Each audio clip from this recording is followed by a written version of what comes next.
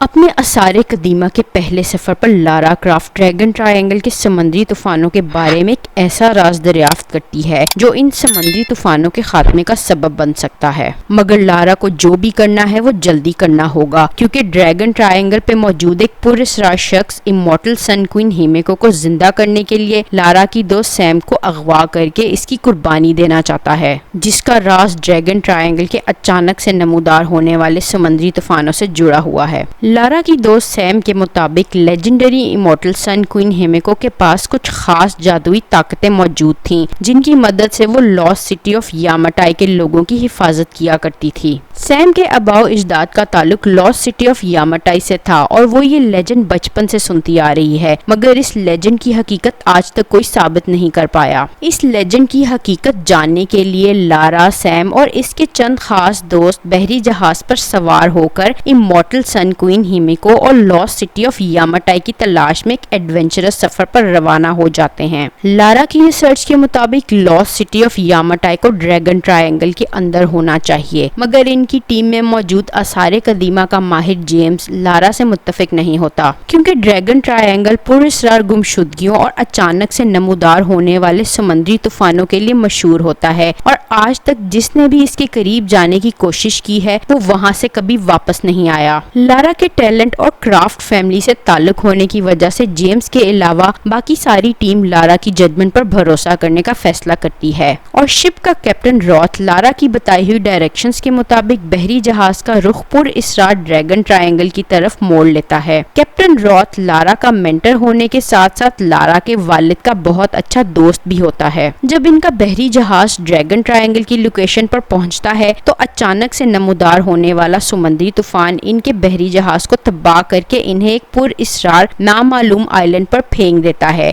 जो इस तूफान के बीचों बीच में मौजूद होता है। इस हादसे में लारा ना सिर्फ अपनी टीम से अलग हो जाती है बल्कि इसे कोई पुरअसरार शख्स अगवा भी कर लेता है। होश में आने के बाद लारा अपने आप को एक खौफनाक सी कुर्बान गाह में उल्टा लटका पाती है, जहां इसे एक लाश भी मिलती है। लारा किसी तरह इस जगह से बचाकर बाहर की तरफ जा ही रही होती है कि इतने में एक अजीब से लिबास वाला शख्स इस पर हमला कर देता है, मगर लारा अपनी जान बचाकर वहां से भाग जाती है। फिर इस आइलैंड का थोड़ा मुआयना करने के बाद लारा को अपनी टीम का रिमोट कम्युनिकेटर डिवाइस मिलता है, जिस पर इसका राब्ता कैप्टन रॉथ से हो जाता है। ये सारी बात कैप्टन रॉथ को बताती है और फिर मीटअप के लिए लारा कैप्टन रॉथ की बताई हुई लोकेशन की तरफ जाने लगती है। रास्ते में लारा को अपनी दोस्त सैम एक अनजान आदमी मथायस के साथ बैठी मिलती है। सैम मथायस को बहुत शौक से हिमेको का लेजेंड सुना रही होती है। यहाँ मथायस लारा को बेहोश करने के बाद सैम को अगवा करके वहाँ से गायब हो जाता है।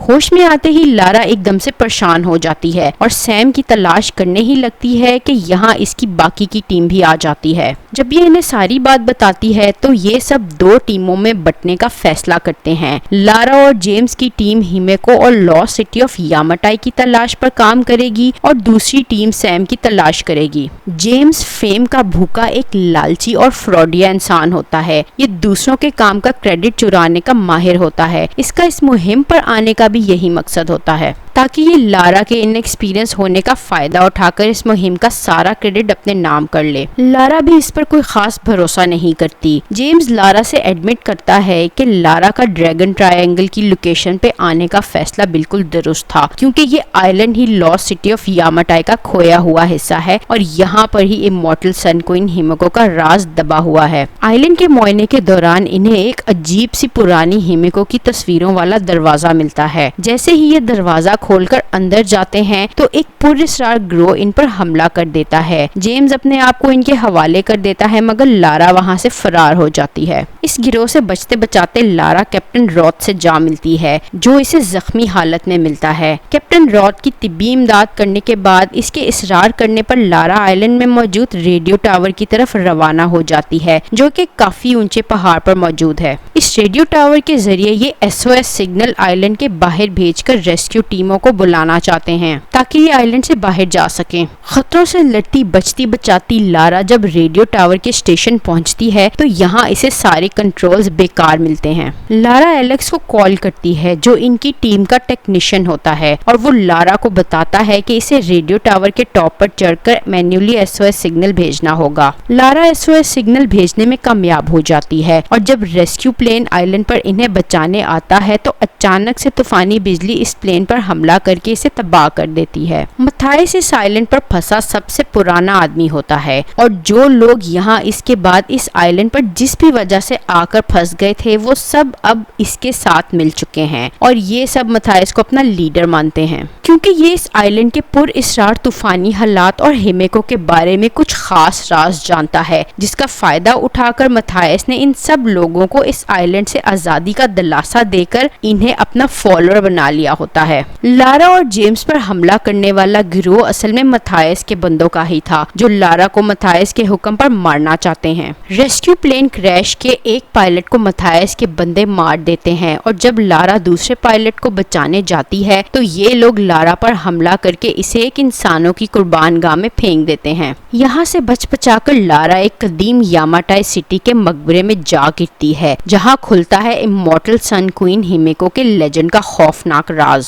जिसके मुताबिक सबसे पहली सन क्वीन हिमेको के पास मिस्टिकल जादुई ताकतें थीं जिनके जरिए ये अपने लोगों की हिफाजत किया करती थी। मगर हकीकत ये थी कि जादुई ताकतें होने के बावजूद भी हिमेको असल में इमॉर्टल नहीं थी बल्कि एक इंसान थी। इसकी ख्वाहिश थी कि ये अपनी इन जादुई ताकतों से यामाटाई के लोगों की हमेशा के लिए हिफाजत करे, इसीलिए इसने अपनी इन जादुई ताकतों को एक नई सन क्वीन में ट्रांसफर करने के लिए कुछ खतरनाक से रिचुअल्स डिजाइन किए जिनमें पहला रिचुअल फायर रिचुअल का था जिसका मकसद नई सन क्वीन का इंतखाब करना था। फायर रिचुअल करने के लिए मौजूदा सन क्वीन सबसे पहले अपने लोगों में से ही अपनी ताकतों की मदद से एक लड़की का इंतखाब करती, फिर ये कंफर्म करने के लिए कि क्या ये लड़की इन ताकतों को बर्दाश्त कर पाएगी ये इस लड़की को आग में धकेल देती। अगर ये लड़की आग से बच जाती तो इस लड़की को नई फ्यूचर क्वीन मुंतखब कर लिया जाता, वरना आग से मरने की सूरत में मौजूदा सन क्वीन नई लड़की की तलाश तब तक जारी रखती जब तक कि फ्यूचर सन क्वीन मिल ना जाए। दूसरे रिचुअल के जरिए मौजूदा सन क्वीन इस मुंतखब लड़की में अपनी ताकतों को ट्रांसफर कर देती। ये रिचुअल्स यामाटाई की कौम की एक अहम रिवायत बन चुके थे। तो फिर आखिर ऐसा क्या हुआ कि इस रिवायत के बावजूद भी यामाटाई की सिटी पुरअसरार तौर से गायब हो गई और इमॉर्टल सन क्वीन एक लॉस्ट लेजेंड बन गई? और आखिर इस आइलैंड में ऐसा क्या है जो यहाँ फंसे लोगों को पुरअसरार तूफानों के जरिए यहाँ से बाहर नहीं जाने देता? ये सारे सवाल लारा को परेशान कर रहे थे। लारा ये सब अभी प्रोसेस ही कर रही थी कि यहाँ मथाइस के लोग अचानक से आ जाते हैं। लारा इन सब से बचकर बाहर भाग जाती है और फिर इसके रिमोट कम्युनिकेटर पर इसे सैम की कॉल आती है। सैम एक सिपाही का कम्युनिकेटर चुराकर इससे बात कर रही होती है। ये लारा को बताती है कि मथाइस के लोगों ने इसे किसी एंशिएंट टेंपल में कैद किया हुआ है और ये किसी फायर रिचुअल का बार बार जिक्र कर रहे हैं जिससे इसे बहुत डर लग रहा है।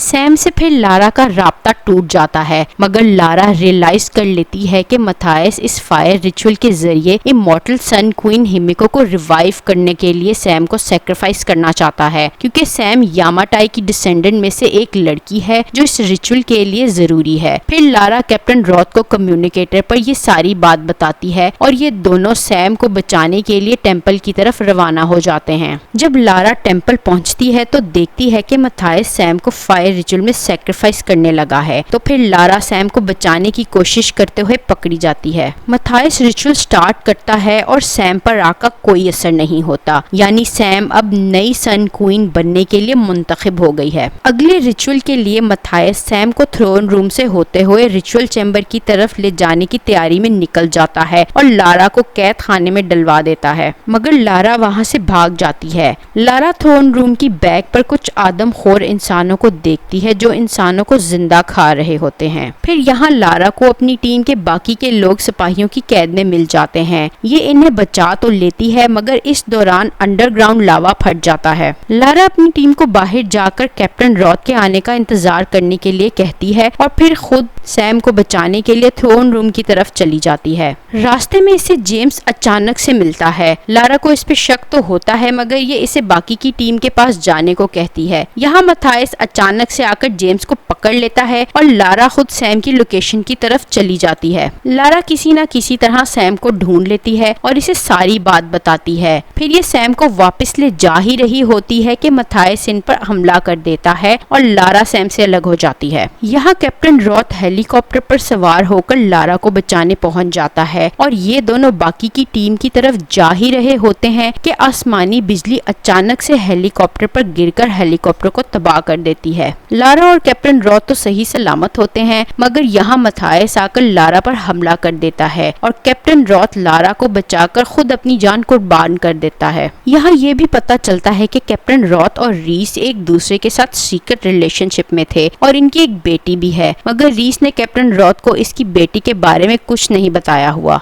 कैप्टन रॉथ की वफात लारा को डिप्रेशन में डाल देती है क्योंकि लारा कैप्टन रॉथ को अपने वालिद के दर्जे पर रखती है और अपने आप को कैप्टन रॉथ की मौत का जिम्मेदार मानती है। लारा ये समझ जाती है कि इस आइलैंड से निकलने के लिए इन्हें इस आइलैंड के पुरअसरार तूफानों के अचानक से नमूदार होने के राज को हल करना होगा, वरना ये लोग भी इस आइलैंड पर हमेशा के लिए फंस जाएंगे। इसके लिए इन्हें इमॉर्टल सन क्वीन हिमेको की तबाही के राज को जानना होगा। वो अपनी टीम को भी समझाती है, मगर इसकी टीम नहीं मानती क्योंकि रीस कैप्टन रॉथ की मौत और इस आइलैंड पर फंसने का सारा इल्जाम लारा पर डाल देती है और कहती है कि वो बाकी की टीम के साथ बहरी जहाज की मुरम्मत करने जा रही है और अगर लारा वक्त पर इनके पास ना पहुंची तो ये लारा को इस आइलैंड पर ही छोड़कर चले जाएंगे। बाकी की टीम भी लारा को कन्विंस करने की कोशिश करती है और फिर बहरी जहाज की मुरम्मत करने के लिए वहां से चली जाती है। लारा अकेले बैठकर सारी सिचुएशन को एनालाइज करके इस नतीजे पर पहुंचती है कि इमॉर्टल सन क्वीन हिमेको की तबाही का राज रिचुअल चैम्बर में ही मौजूद है और इस आइलैंड से जाने का ताल्लुक भी सन क्वीन और इसकी जादुई ताकतों से ही जुड़ा हुआ है। फिर लारा रिचुअल चैम्बर जाने का खुफिया समुद्री रास्ता तलाश कर लेती है और अपनी टीम के पास चली जाती है। लारा ये राज सिर्फ सैम को बताती है और कहती है कि वो बहरी जहाज के ठीक होने के बाद इसे चुराकर रिचुअल चैम्बर अकेले फरार हो जाएगी और सैम से वादा लेती है कि ये किसी को भी ये बात ना बताए। यहाँ जेम्स भी मौजूद होता है जिसे देखकर लारा को बहुत गुस्सा आता है और वो जेम्स को डायरेक्ट कहती है कि इसे इस पर बिल्कुल भरोसा नहीं है क्योंकि ये बार बार पकड़ा जाता है और फिर बगैर किसी नुकसान के वापस आ जाता है। जोना इनकी लड़ाई छुड़ाता है और इन्हें समझाता है कि इन्हें एक दूसरे पर भरोसा करना चाहिए। लारा को पता चलता है कि एलेक्स काफी देर से मुरम्मत के टूल्स की तलाश में निकला हुआ है और अभी तक वापस नहीं आया, तो फिर लारा एलेक्स को तलाश करने चली जाती है। लारा को एलेक्स जख्मी हालत में मिलता है। एलेक्स लारा को टूल्स देकर जाने का कहता है और लारा को बचाने के लिए अपने आप को कुर्बान कर देता है। लारा वापस आकर सबको एलेक्स की वफात का बताती है और खुद आइलैंड को एक्सप्लोर करने चली जाती है। रीस इसे वक्त पर वापस आने का कहती है। एक्सप्लोरेशन के दौरान लारा को एक खंडर मिलता है जिसमें इसे इमॉर्टल सन क्वीन के लॉयल गार्ड की लाश मिलती है। तहकीक करने के बाद लारा को पता चलता है कि इस गार्ड ने ऑनर किलिंग के जरिए खुद को मार डाला था। फिर लारा को इस गार्ड की तलवार में से इसका एक खुफिया नोट मिलता है जो उठाता है इस आइलैंड के पुरअसरार तूफानों, इमॉर्टल सन क्वीन की डेथ और सिटी ऑफ यामाटाई की तबाही के राजों से पर्दा। इस नोट के मुताबिक पावर ट्रांसफर करने का रिचुअल असल में एक सैक्रिफिशियल रिचुअल था जिसमें मौजूदा सन क्वीन मुंतखब लड़की की रूह को मार कर अपनी रूह अपनी पुरानी बॉडी से नई बॉडी में मुंतकिल कर देती थी। यानी सबसे पहली सन क्वीन हिमेको इस तरह अपनी इमॉर्टैलिटी मेंटेन करती थी, मगर आखिरी रिचुअल के दौरान कुछ गड़बड़ हो गई थी जिसकी वजह से मौजूदा सन क्वीन की पूरी नहीं बल्कि आधी रूह नई लड़की में ट्रांसफर हुई थी और बाकी आधी रूह इसकी अपनी पुरानी पहली बॉडी में चली गई। इस अधूरे ट्रांसफर की वजह से नई सन क्वीन के मरते ही हिमेको की आधी रूह भी मर गई और जो बाकी की आधी रूह इसकी पुरानी बॉडी में चली गई थी वो बेकार बॉडी होने की वजह से इसकी ताकतों पर काबू ना पा सकी। In out of control powers ने ही यामाटाई को तबाह कर दिया और सन क्वीन हिमेको ने अपने आप को इस आइलैंड में कैद कर लिया ताकि इसकी ताकतें किसी और को नुकसान ना पहुंचा सकें। इसके रॉयल गार्ड्स ने इसकी ओरिजिनल बॉडी की हिफाजत करने के लिए अपने आप को ऑनरेबली मार डाला ताकि ये अटर्निटी तक इसकी बॉडी को गलत इस्तेमाल से बचा सकें और कोई और इसकी इन अधूरी खतरनाक ताकतों का गलत फायदा ना उठा सके। इस आइलैंड पे ये आउट ऑफ कंट्रोल पावर्स ही अचानक से नमूदार होने वाले तूफानों का राज हैं।